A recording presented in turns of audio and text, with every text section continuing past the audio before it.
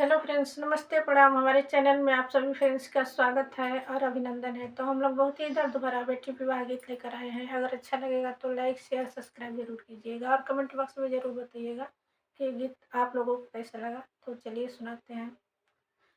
अरे खेला तो मेरा मासीपू ली हो माउरिया रे सीपू ली हो माउरिया। अरे बता होला होया हम रहो बियाहवा रे हम रहो बियाहवा। अरे बता होला होया हम रहो बियाहवा रे हम रहो बियाहवा।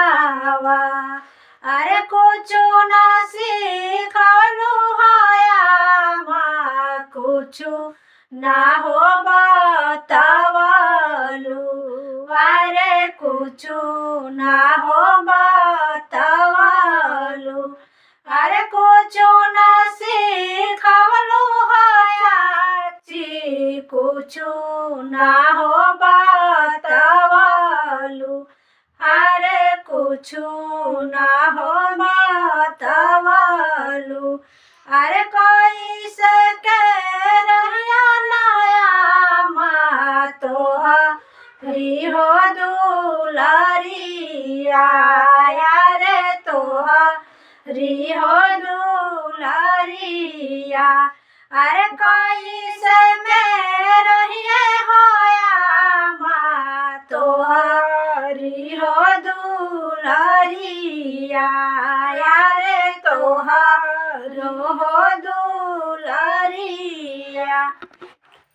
अरे हो सबेरे हो बेटी धारा वाहो बहरी हो रे घरा वाहो बहरी हो। हर नहाई जाई है बेटी बनैया राम रसोइया बनैया राम रसोइया। अरे पहिला बनवाए बेटी सासू ससुर के पड़ोसिया रे सासू ससुर के पड़ोसिया। अरे वही से के रहिया बेटी अपनी हो ससुरावा रे अपनी हो ससुरावा।